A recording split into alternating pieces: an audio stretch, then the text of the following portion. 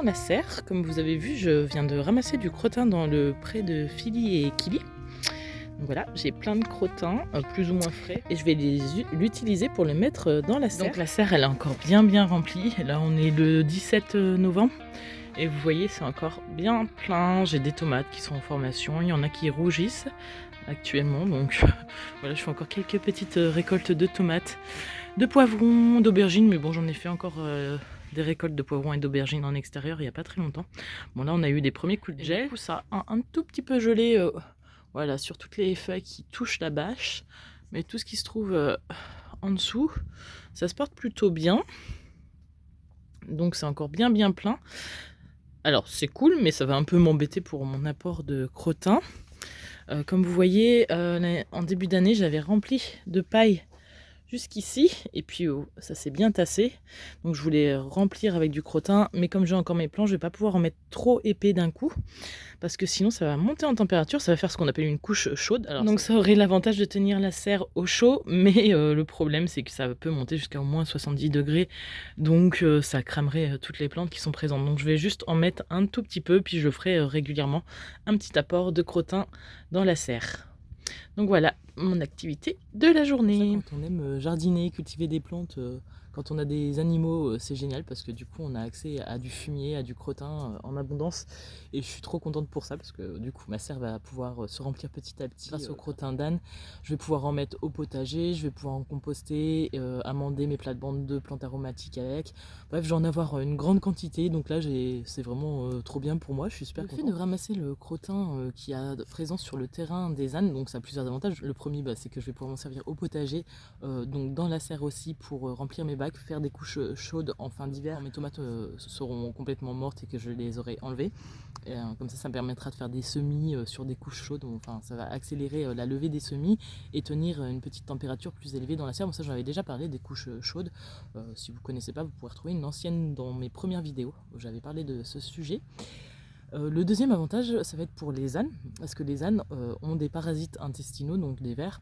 Donc en gros, un âne, quand il est infesté par des vers, il va faire des déjections dans lesquelles il y aura des œufs. Les œufs vont éclore et faire des larves qui vont se développer dans le crottin et ensuite migrer dans la prairie. Et quand ils vont remanger l'herbe de la prairie, ils vont se réinfester. Donc ça fait une chaîne comme ça, et puis ils vont s'infester de plus en plus. Et la prairie sera de plus en plus contaminée. Donc le fait de ramasser un peu le crottin, ça permet d'un peu casser ou de limiter cette chaîne voilà, des parasites intestinaux. D'autres techniques aussi pour briser cette chaîne, dont je vous parlerai un peu plus tard. Mais voilà, donc ça a plusieurs avantages.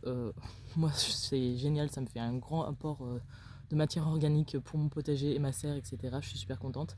Et en plus, ça permet de tenir mes ânes en meilleure santé. Donc voilà, c'est parti, je vais faire ça aujourd'hui.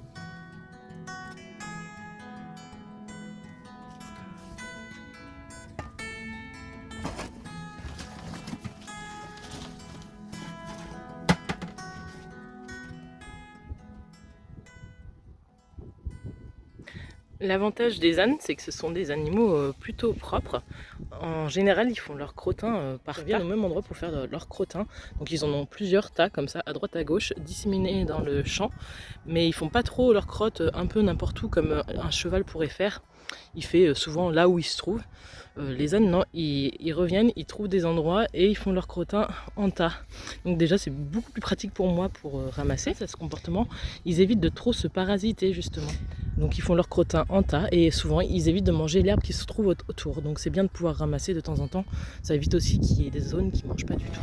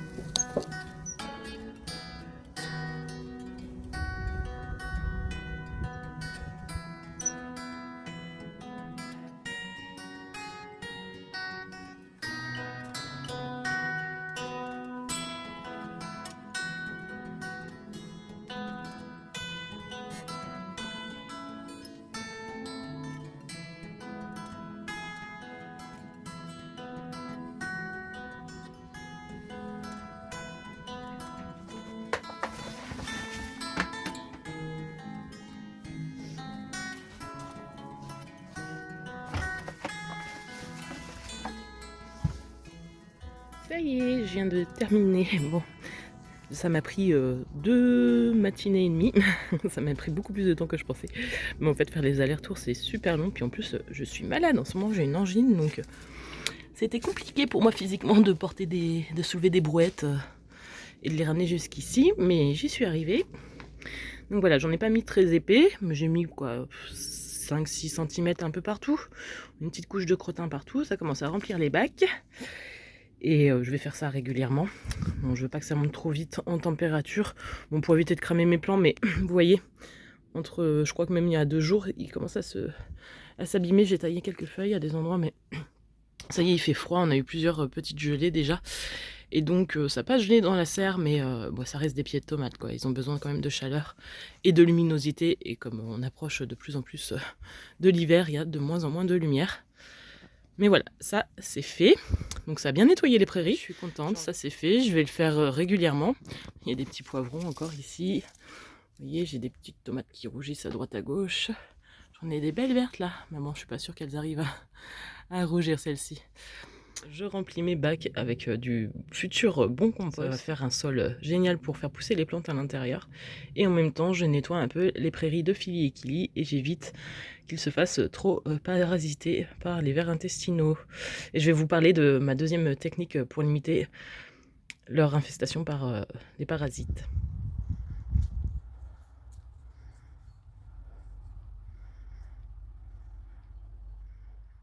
Donc voilà, on est dans le pré de Philly et Kili. Donc là, vous avez Kili juste devant. Et donc, comme vous voyez, j'ai installé une clôture pour séparer le pré en deux. Alors, j'ai fait en sorte là que ça arrive au milieu de l'abri. Donc là, pour l'instant, l'abri aussi est séparé en deux parce que j'ai séparé Philly de Kili. Bon, ça, vous allez deviner pourquoi, mais juste pour quelques temps. Ensuite, je les remettrai tous les deux ensemble, bien évidemment. Mais là, c'est juste pour quelques temps, c'est provisoire. Donc la deuxième technique pour éviter les parasites sur une prairie, c'est d'alterner en fait les prairies. Donc là, j'ai séparé en deux et je pense que je les mettrai 15 jours d'un côté et 15 jours de l'autre côté, tout en ramassant les crottins à chaque fois pour éviter que les larves se développent et envahissent toute la prairie. Et donc pourquoi j'ai séparé Philly et Kili? Parce que ça y est, ils ont été castrés. Alors ça fait 6 jours aujourd'hui qu'ils ont été castrés. Donc ils ont été castrés dans le champ par un vétérinaire. On les endort et puis voilà, on fait ce qu'il y a à faire. Au début j'avais laissé Philly et Kili ensemble. Mais Kili avait tendance à vouloir renifler la plaie de Philly. La castration chez les ânes, c'est quand même une opération un peu risquée. Donc je voulais prendre toutes les précautions pour pas qu'il y ait de problème. En fait, il y a un gros risque d'hémorragie. Ce sont des animaux qui cicatrisent très difficilement. Et plus ils sont vieux, plus c'est risqué. En fait, donc Kili, qui est au fond, il n'y a pas eu de soucis, tout se passe très bien depuis le premier jour. Donc ils ont eu 2 jours d'anti-inflammatoires derrière l'opération. Il y a eu des piqûres antibiotiques et tout ça, bon, pour que tout se passe bien. Philly, c'était tout de suite un peu plus impressionnant. Les 5 premiers jours, ça s'est plutôt bien passé. Bon, c'était quand même beaucoup plus impressionnant, ça saignait plus, ça avait beaucoup plus gonflé. Mais c'était normal, donc il n'y a pas de souci. Sauf que hier soir, j'ai vu que ça avait regonflé, alors que ça commençait à dégonfler depuis quelques jours. Et donc maintenant, il a 4 jours de médicaments. Bon, c'est pas très grave en fait. Hein, ce qui pourrait être grave, c'est si je m'en apercevais pas, si je le laissais auprès sans surveillance. Là, ça pourrait devenir grave. Ça pourrait faire une septicémie, etc. Donc, il a peut-être soit une infection, soit l'œdème se déplace. Donc, le vétérinaire penchait plutôt sur le fait que l'œdème se déplaçait. Donc des anciennes testicules vers le fourreau, donc il a le fourreau qui est un peu gonflé, enfin qui est même pas mal gonflé, mais il a déjà dégonflé depuis ce matin, où je lui ai donné les premières doses de médicaments. Donc ça va bien se passer, il n'y a pas de souci, mais c'est vrai qu'il faut beaucoup plus surveiller chez les ânes que par exemple, je sais pas moi, Floki, mon chien, ou mes chats, il n'y avait eu aucun souci, ça se passe très bien, tout ça. C'est quand même un petit peu plus délicat, donc à surveiller, mais ça a l'air de reprendre le bon chemin, donc ça va aller, je vous tiendrai au courant d'ici la fin de vidéo.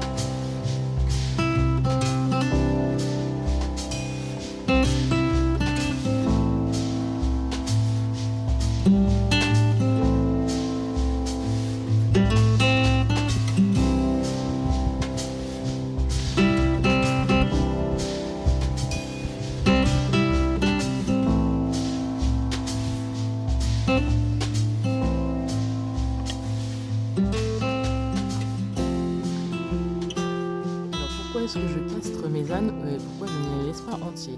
Donc il faut savoir que les ânes, ce sont des animaux qui ont un très fort appétit sexuel. Donc vraiment, ils ont une très grosse libido. Quand ils sentent une femelle en chaleur, ils deviennent un peu ingérables. En fait, ils vont tout faire pour aller rejoindre leur femelle.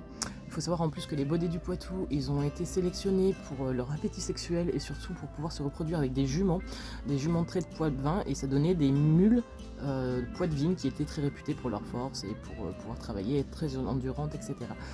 Donc ce sont des animaux qui ont un grand appétit sexuel et ce sont des animaux territoriaux, voire qui peuvent devenir agressifs une fois adultes. En fait, les mâles peuvent devenir agressifs une fois adultes, surtout si on se met entre eux et une femelle, que ce soit une femelle ânesse, voire une femelle cheval. Même si ils auront une préférence pour les ânesses, ils peuvent être attirés par les chaleurs des femelles cheval. Donc ils peuvent devenir complètement ingérables, voire même dangereux pour l'humain et pour eux-mêmes, quoi. Ils peuvent se mettre à traverser des clôtures en fil barbelé, ils en ont plus rien à faire, tout ce qu'ils pensent à une seule chose, c'est d'aller rejoindre leur femelle et d'assouvir leurs besoins. Et donc on est dans un monde moderne avec des règles. Les animaux, ils sont enfermés dans un pré, ils n'ont pas le droit de divaguer où ils veulent. Ils n'ont pas le droit d'aller saillir les juments de mon voisin qui est à 300 mètres, qui ce sont des juments de race qui vont à des prix exorbitants. Donc je pense pas qu'ils seraient très d'accord qu'ils aillent saillir une de ces juments.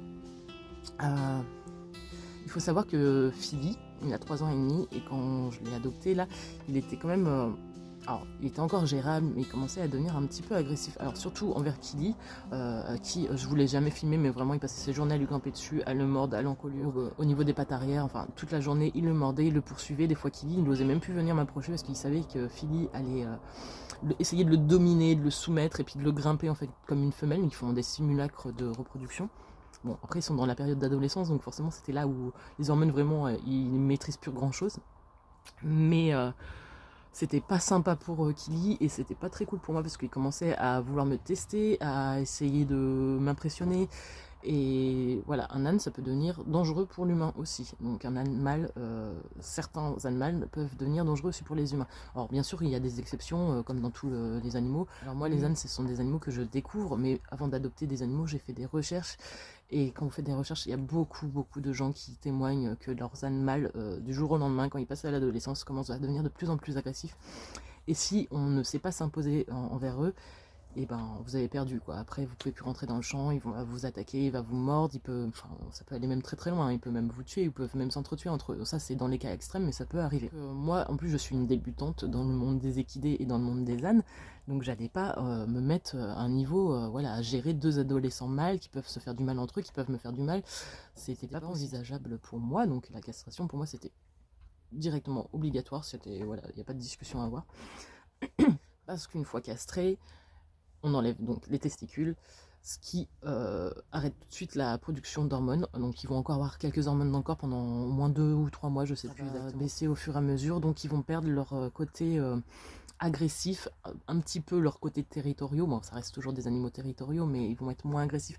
Quand il y a une femelle en chaleur, une jument, parce que comme je disais, j'ai un voisin qui a des juments pas loin, ils vont moins s'exciter, enfin voilà, il y a moins de danger, quoi, pour moi et pour eux entre eux. Ça enlève aussi le risque de fugue, le risque de bagarre, etc. Bon, je pense que vous avez compris le principe, ils seront un peu plus cool que des ânes entiers, en théorie, si tout se passe bien. Bon, ça peut arriver que la castration n'ait pas cet effet, mais en général, quand même, ça fonctionne.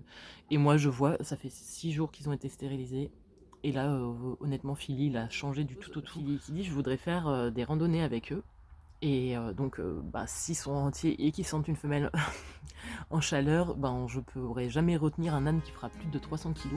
Hein, s'il a décidé de m'embarquer sur 50 km, il m'embarquera sur 50 km. En plus, si j'en ai 2, c'est même pas la peine. Donc voilà, j'ai pas envie de subir ce genre de mésaventure. Deuxième chose, alors là, ça va être ma vision du monde des animaux dans le monde des humains. Je sais pas si vous allez comprendre mon raisonnement, vous adhérez ou vous adhérez pas. Moi, les gens qui trouvent ça cruel de stériliser un animal de compagnie, je suis pas d'accord avec ça. Pour moi, c'est plutôt le contraire qui est cruel. Parce qu'un animal de compagnie, il est enfermé, que ce soit dans un jardin, là ils sont enfermés dans un pré, peu importe, ils sont enfermés et ils n'ont pas le droit à la liberté, ils n'ont pas le droit de divaguer. Et quand ils sont entiers, ils ont forcément toutes les hormones qui les travaillent, donc ils vont sentir des femelles en chaleur Et en fait, on les tient dans une espèce de frustration permanente parce qu'ils sentent des femelles en chaleur, on leur interdit d'assouvir leurs besoins. Alors que dans la nature, un cerf, par exemple, pour prendre un exemple au hasard, s'ils sont des femelles en chaleur, il a sa chance de pouvoir se reproduire, même s'il doit se battre avec d'autres mâles, etc. Enfin, il a une chance de réussir à se reproduire. Alors qu'un animal qu'on maintient, qu'on séquestre quelque part dans un pré, dans un jardin, et qui va sentir des femelles en chaleur, on l'empêche d'assouvir son besoin et qui peut le rendre un peu fou. Enfin, ça peut se comprendre s'ils en ont vraiment envie, c'est des pulsions, c'est animal, c'est comme ça. Et nous, on leur dit, bah non, tu la sens, mais tu l'auras pas. Donc moi, je trouve ça plus cruel que de castrer un animal. C'est mon avis sur la castration, que beaucoup de personnes ne partagent pas. Mais moi, je trouve que c'est un peu les libérer de quelque chose qu'ils ne pourront pas assouvir parce qu'on est comme ça, on est dans un monde moderne, on ne peut pas laisser tout le monde se reproduire avec tout le monde. Dans la nature, on ne peut pas lâcher nos ânes, on ne peut pas lâcher nos chiens, on ne peut pas lâcher nos chats comme ça en disant bah allez, vas-y, fais ce que tu veux. Parce que si c'est pas nous qui assumons les conséquences parce qu'on a des mâles, et ben ce sont les gens qui ont des femelles qui vont assumer les conséquences. Bon, je parle aussi pour les chats, ça par contre. Il y a tellement de chats mâles qui sont pas castrés juste parce que bah, c'est un mâle, il va pas ramener les bébés, bah oui, mais bon, s'il y a une femelle dans le coin. Bah voilà, bon après les femelles aussi devraient être stérilisées, mais faut penser à tout le monde quoi. Donc voilà mon avis sur la castration et pourquoi j'ai fait castrer Philly et Killy, et je suis très contente que ce soit fait. C'était quand même un petit moment stressant pour moi, j'avais peur qu'il y ait des problèmes. Bon, la petite complication de Philly, je pense que ça va être réglé en quelques jours, je trouve que ça a déjà diminué depuis ce matin. On va pouvoir vivre de belles et grandes aventures tous les trois ensemble.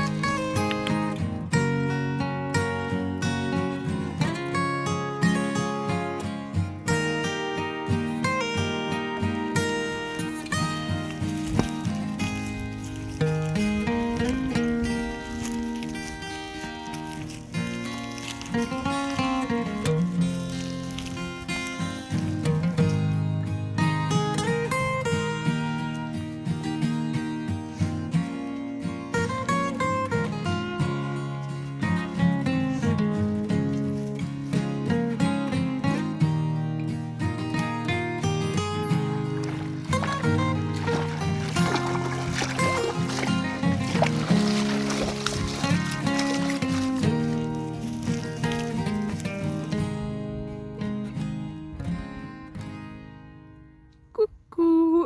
Alors on a un beau soleil ce matin. Il a bien gelé cette nuit. Je prends quelques instants pour vous donner des petites nouvelles de Philly, de son état de santé. Donc au bout du 2e jour, ça avait quasiment tout gonflé. Là aujourd'hui, c'est le 4e jour de traitement. C'est le dernier jour. Je vais lui donner là ce matin son médicament. Et puis c'est terminé. Et je vais le remettre avec son copain Killy. Comme ça, voilà, ils seront enfin à nouveau ensemble. Ça fait 9 jours maintenant qu'ils ont été castrés. Donc tout devrait bien se passer, même s'ils font un peu les foufous. Tout à l'heure, je vous ai mis quelques images. Hier, j'ai fait une petite promenade avec Philly, c'était la 2e. J'avais déjà fait une toute petite sortie, mais vraiment très courte avec lui. Et hier, donc, j'en ai fait une 2e un peu plus longue. On a dû faire à peu près 1,5 km, pas plus. Parce que, voilà, je suis en train de lui apprendre à marcher correctement à côté de moi sans tirer. Alors, il a tendance à vouloir tirer de temps en temps. Mais j'arrive à bien le faire stopper et à se calmer un petit peu. On se pose et on recommence. Honnêtement, la 2e promenade, c'est déjà mieux passé que la première. Donc, je pense vraiment qu'il va très vite progresser. Sachant qu'il savait déjà marcher avec le licol et la longe, donc voilà. Mais là, je lui apprends à vraiment bien respecter quand je lui dis stop, à marcher à ma hauteur, à ne pas tirer, parce que comme il est bien costaud, voilà, il fait plus de 300 kg, il ne faut pas qu'il me traîne voilà, là où il veut, c'est moi qui dois diriger. Et surtout, dans le petit chemin qu'on a emprunté, il y a un petit ruisseau qui n'est pas tout le temps présent, mais surtout quand il pleut beaucoup, comme en ce moment. Et il l'a traversé, mais sans presque aucune hésitation, l'aller et retour. Alors, il hésite quelques petites secondes, mais il me suit très rapidement. Donc là, je suis vraiment très fière parce qu'il faut savoir que les ânes détestent l'eau. Et traverser un petit ruisseau, pour eux, c'est quelque chose de compliqué. Mais j'ai vraiment l'impression depuis le début que de toute façon, avec Philly, il a peur de pas grand-chose, quoi. Au début, quand les tôles étaient au sol, il marchait dessus. Et ça, c'est pareil, ça fait partie des exercices qu'on peut faire. Marcher sur des plaques de fer, des choses comme ça. Ils n'aiment pas la différence. Ils n'aiment pas le changement de texture des sols en général, les ânes. Ça peut les effrayer et lui, j'ai l'impression qu'il va un peu passer partout. Donc bon, je vais pas trop m'enthousiasmer non plus, mais je suis très très contente de lui. Il a vraiment passé le petit ruisseau facilement et je suis trop fière de lui. Donc la prochaine étape, je pense que je vais le repromener encore une fois aujourd'hui et je vais peut-être essayer aussi de promener Kili. Bon, ça je vous montrerai soit dans les prochaines vidéos ou plus tard. Mais pour cette vidéo, je vais vous laisser. On va aller faire un petit bisou à Kili. Bonjour mon petit Kili. Donc je vais vous laisser pour cette vidéo. Je vais aller donner le dernier médicament à Philly et puis je vais enfin les réunir. Je vais prendre un petit peu de temps pour moi parce que je suis toujours malade, donc j'ai besoin de me reposer un peu, mais je vais me contenter de papouiller, brosser mes petits ânes, de faire des petites sorties comme ça. Et on prendra le travail un peu plus tard quand je serai à nouveau en forme. J'espère que vous avez passé un bon moment avec nous. Je vous dis à très vite.